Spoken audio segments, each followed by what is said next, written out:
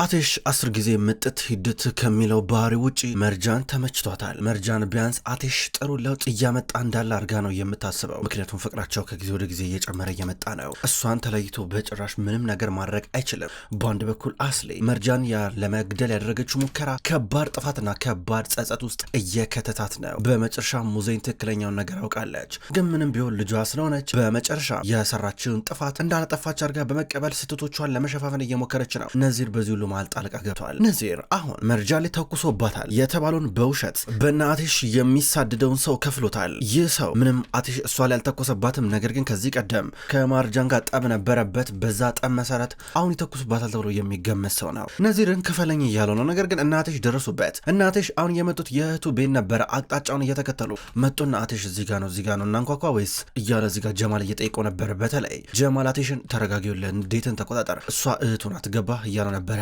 እስኪ ተስፋ አረጋለሁ ግን ገለዋለሁ ሳገኘው ሲል ነበረ። ተረጋጋ እያልኩ እኮ ነው ገና 5 ሰከንድ መምጣታችን ነግር ያለው ብትረጋጋ ጦር ነው እያሉ ነበር። አቴሽ ግን አበደ። በሩን ባይል እያንኳኳ ነበረ። ጀማል የቤቱን ደውል ይደውላል። በአንድ በኩል አቴሽ ያንኳኳል። ድንገት የሆነች ሴት ወጣች። ምን ልርዳችሁ ስትል ነበረ። ወንድምሽ የት አለ ብሎ አቴሽ ተናዶ ጠየቃት። ወንድሜ ስትለው ነበረ። ምን ማለት ነው ወንድሜ እዚህ ምን ያደርጋል? ቤት የለም ብቻዬን ነበርኩኝ ብላ ትናገራለች። አቴሽ የአባስ የሚባለው ሰው እህቱ እንዲህ ብላ ስትናገር ሰማትና በበሩ በኩል ፊት ለፊት ሲመለከት የወንድ ኮት እንዲሁም ጫማ እያየ ነበረ። ሁለቱን ነገሮች ተመለከተና ከዛም ተናደደ። ነገሩ ሌላ እንደሆነ አርገው እያሰቡ ናቸው። ከዛም በኋላ ዞር አሉ። ምንድነው የምናረገው ይባባላሉ። እሷም በሩን ዘግታ ወደ ውስጥ ገባች። ምንድነው የምናረገው? ይህን ሰውዬ እንዴት ነው የምናገኘው እያለ ጀማል እየጠየቀ ነበር። አቴሽ ተበሳጨ። ሴት እየዋሸች ነው። ውስጥ የወንድ ጃኬት አለ፣ ጫማም አለ። በእርግጠኝነት እየዋሸች ነው። ግን ማድረግ ያለብንን ነገር ማሰብ አለብን እያለ ነበረ። ምንድነው የምናረገው እያለ ጀማል ይጠይቃል። ድንገት አባስ የሚባለው ሰውዬ ከቤት እየወጣ ነበር ተደብቆ። በአንድ አቅጣጫ ለነዚር ስልክ እያወራለ ነበረ። ሄሎ ገንዘቡን ላክልኛ፣ ገንዘቡን ካላክልኝ እጅህን አልሰጥም ቶሎ በል እያለው ቶሎ ብሎ ፈጥኖ ባጥር ዘሎ ሲሄድ ድንገት አቴሽ አየው። ጀማል አንተ በዚህ እኔ በዛ እያሉ እሱ መሯረጥ ጀመሩ። ጀማል ባጥሩ ዘሎ አባስን ይከተሏል። አቴሽ ይሮጣል መንገድ ለመንገድ ሰፈር ለሰፈር እሱን እያባረሩ ናቸው። አባስ ቶሎ ብሎ ለማምለጥ ይሞክራል። ጀማልና አቴሽ እሱ ላይ ሊደርሱበት ጥረት እያደረጉ ናቸው። ሁለቱም ለደቂቃዎች አሯሯጡት። ሌባና ፖሊስ አንድ ላይ መጫወታቸውን ቀጠሉ። በቀጥታ እሱ ግን ተደበቀ። የሆነ ቦታ ሲደበቅ ድንገት አቴሽ መጣና በተደበቀበት ቦታ አለፈ።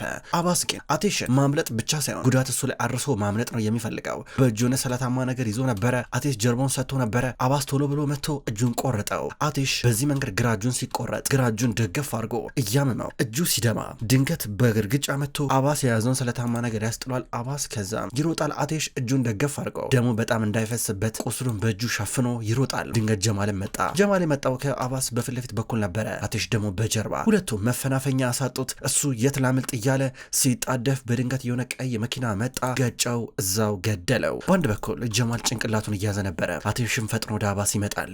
ስማኝ እየሰማኝ ነው ወንድሜ እያለው ነበረ። እንዲነቃ ብዙ ጠየቀው። ይሁላችሁ እኔ ምንም ሳላቅ ነው ድንገት እኮ ነው ዘሎ የገባብኝ፣ ምንም ያጠፋው ጥፋት የለም እያለ በመኪና የገጨው ትልቅ የሽማግሌ ነው ይቅርታ እየጠየቀ ነበር። ጀማል ደግሞ ተረጋጋ ራቅ በል እያለው ነበረ። በል ንገረኝ ለምሮ መርጃ ላይ ተኮስክባት እያለ እዚህ ጋር አቴሽ ወደ አባስ ተጠግቶ እየጠየቀው ነበር። አባስ አጣጠረና ባንዴ ጸጥ አለ፣ ሞተ። ይሄ መጨረሻው ነው። አቴሽ ጨነቀው። በቃ ይሄ መጨረሻው ነው እያለ ነበረ። አቴሽ ደህና ነህ እያለ ጀማል ይጠጋል። እኔ ደህና ነኝ እያለ አቴሽ በእጁ ቁስሉን ደገፍ እያረገ ነበረ።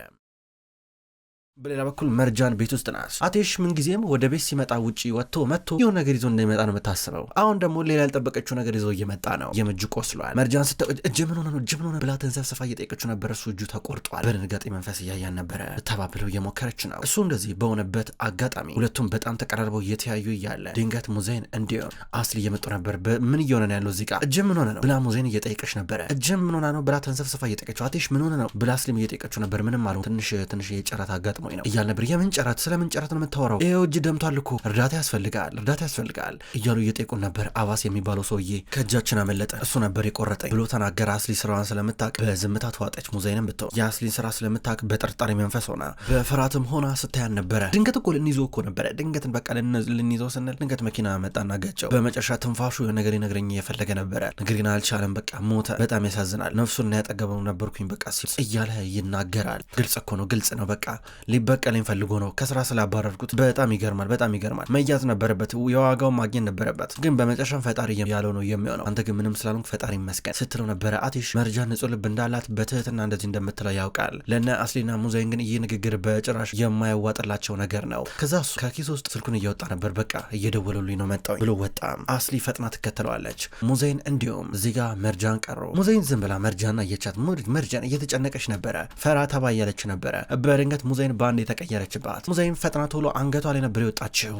ስሚ ልጅ አንድ ነገር ይሁንና አጠፋሻለሁ፣ ገልሻለሁ። ስሚ ገባሽ አይደል? እዚህ የቤቱ መሰረት ውስጥ ነው የምቀብርሽ። ልጅ አንድ ነገር ይሁንና ብላ አነቀቻትና ለሰከንዶች ገፈተረቻት። መርጃን ትናላት ትን ብላት አንቋት እያሳለች ነበረ። ከዛ ማልቀስ ጀመረች። ምንም ባላረገችው ድጋሚ ሌላ ነገር ከሙዛይን እየደረሰባት ነው። ሙዛይን ይሄን አርጋ ትሄዳለች። በሌላ በኩል እነ መርጃን ቤት ውስጥ በድብቅ የሚፋቀሩት ቺቺክ የቤታቸው ሰራተኛ እንዲሁም ሀሊል ዛሬ በውጭ ሊገናኙ ናቸው። እስካሁን ድረስ በድብቅ እየተገናኙ ፍቅራቸውን ለማስኬድ ብዙ ጠረዋል፣ ሞክረዋል። ነገር ግን ዛሬ በውጭ በኩል ሊገናኙ ናቸው። እሷ እናቷን በጣም ስለምትፈራትና ሀሊል አብሮ አደጓ ስለሆነ በጭራሽ የፍቅር ግንኙነት ተቀባይ እንደማይኖረው በደንብ አርጋ ነው የምታውቀው። ነገር ግን ውጭ እንገናኝ ስትለው ዛሬ ሻይ ቡና እንዲሉ እሱ የመሰለው ቀለበት እንዲያስርላት በመጨረሻም ለፍቅራቸው ሌላ የመሸጋገሪያ አጋጣሚ እንደሆነ ነበረ። በጣም እንደሚያፈቅራት እየነገራት፣ ነገር ግን እሷ እንባ እየተናነቃት ነበር። ምክንያቱም ከዚህ በኋላ የምትነግረው ነገር ልቡን እንደሚሰብረው ታውቃለች። አቲሽ ውስጥ ገብቶ ልብስ እየቀየረ ነው ያለው ሊወጣ ስለሆነ ሸሚዙን ቀየረ። ከዛም በኋላ በድንገት ሙዛይን መጣች። ሙዛይን የመጣችው ከአመታቶች በፊት አቲሽ ጠፍቶ ወደዛ ወደዚህ ሲል ለብሶት የነበረውን የህፃንነት የልጅነት ልብስ ይዛ ነበረ።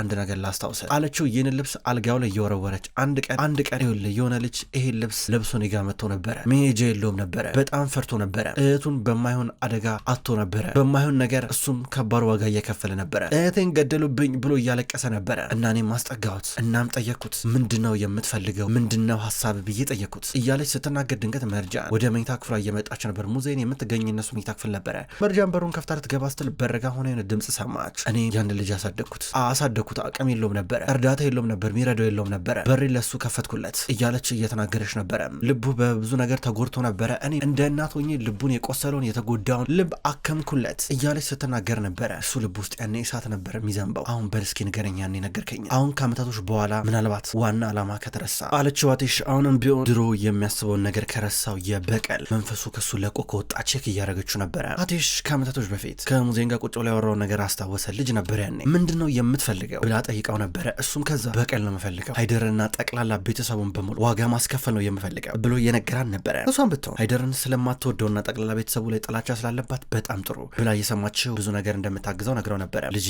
አሁንም ቢሆን አላማን እንዳረሳ ተስፋ አረጋለሁ አለችው። ከዛ እሱ አረሳው አሁንም ቢሆን ውስጥ የበቀል መንፈስ አለ እያላ ነበር። ዞር ብሎ ልብሱን ይመለከታል። ያ ልጅ አሁንም ቢሆን አለ ልቤ ውስጥ፣ አሁንም በቀል ነው የምፈልገው፣ ማንም ሰው ሊያስቆመኝ አይችልም አላት። ከዛ ዞር ብሎ ወደ ልጅነት ልብሱ ይመለከታል። ሙዛይን ጥላ ወጣች ነበር ማረጋገጥ እየፈለገችው። ከዛ መርጃን በቀጥታ ወደ ክፍሉ እየገባች ነበረ።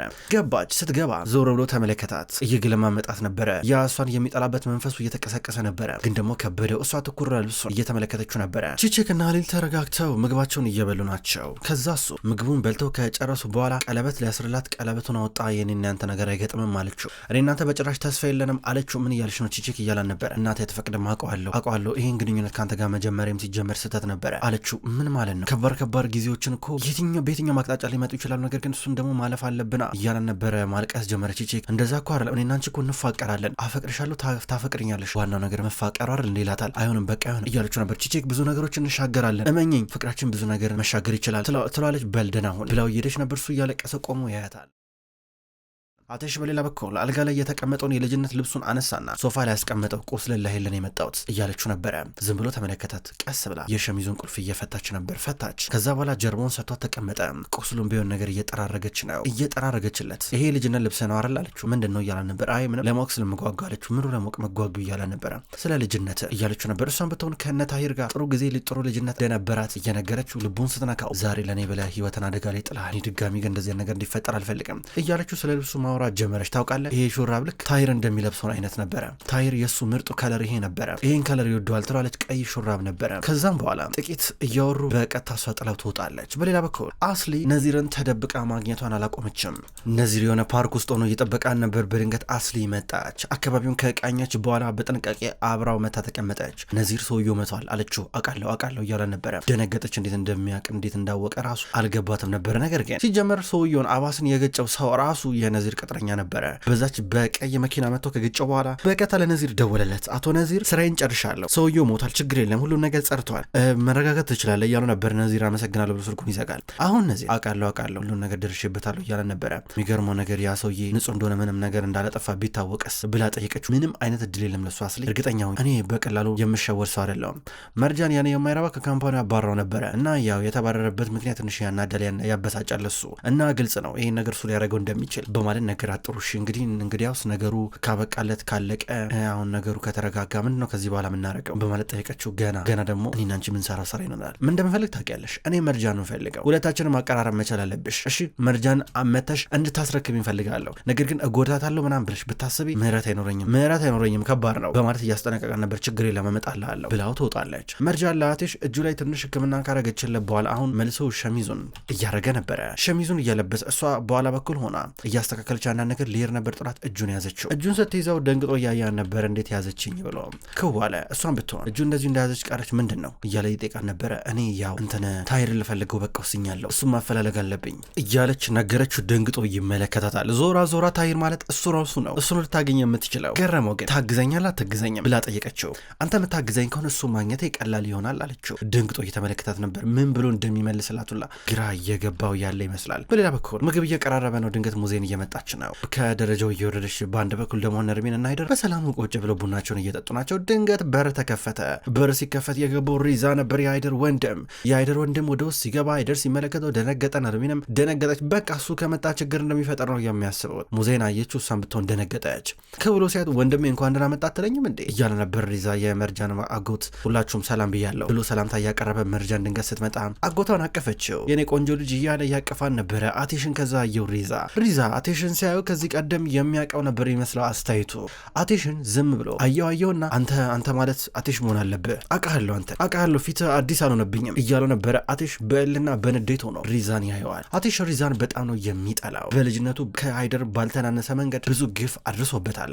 ከዛም በኋላ አሁን አውቃለሁ ሲለው አቴሽ ግራና ቀኙ መመልከት ጀመረ። ሰርጌ ላይ ያልመጣሁት ስላልቻልኩ ነበር፣ ከአቅም በላይ ሆኖብኝ ነው ይለዋል። አቴሽ አታውቀኝም፣ እኔ ረዥም ጊዜ እዚህ ሀገር አልነበርኩም ይላል። አውቃለሁ እያል ነበር ሪዛ እባላለሁ ብሎ ሊጨብጠው እጁን ዘረጋ። አቴሽ እሱን የመጨበጥ ምን አይነት ፍላጎት የለውም፣ የመርጃን አጎት ነኝ ብሎ ራሱን ጨምሮ አስተዋወቀው። አቴሽ በጥላቻ መንፈስ ሆኖ ነበር የሚያየው። ድንገት አስሊ እንዲሁም ጀማል መጡ። ሪዛ ግን አሁንም ለምን እንደቀረ የሰርጉ ዕለት ስላልተጋበዘ ሳይሆን ስራ ስለበዛበት በጣም አስፈላጊ ቢዝነስ እንደነበረበት ተናግሮ ብዙ ሊተዋወቀው እያለ እጁን ዘረጋለት። ነገር ግን አቴሽ አይፈልግም። ከዛ መርጃ እና በቃ እያለችው አጎቷን እጁን ጎተተችው እና አቴሽ ውልቅ ብለው ከቤቱ ተሰብስበው ይወጣሉ። ሪዛ ከመርጃን ጋር ቀረ። ነገር ግን አቴሽ በሮ የመጣ ወደ ራሱ ቢሮ ነበር እና ሙዜን አስሊ ጀማል ይከተሉታል። ምንድነው ሰውዬ ምን ሊያደርግ ነው የመጣው? ሪዛው አውቀዋል እንዴ አቴሽ አውቀዋል እንዴ? እንዳላወቀ ተስፋ አረጋለሁ ብላ ሙዜን የፍራቷን እየተናገረች ነው። እኔም እንዳላወቀኝ ተስፋ አረጋለሁ፣ ነገር ግን መዘጋጀት አለብን። አሁንም ሪስክ አለ፣ እሱ ካወቀኝ ነገሮች ይደበላለቃሉ፣ ይሄን ጨዋታ እኛ እንደፈለግነው መቀጠል አንችልም እያለ ይናገራል። ነገሩ ያስፈራል። እናትሽ ትንሽ ተሸብሯል ሪዛ በመምጣቱ።